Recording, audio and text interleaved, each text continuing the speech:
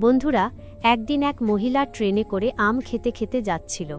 আম খাওয়া শেষে সে আমের বিচিটি জানালার বাইরে মরুভূমির মতো শুষ্ক জায়গায় ফেলে দিল। কিছুদিন পর সেই বিচি থেকে একটি ছোট্ট আম গাছ জন্ম নিল।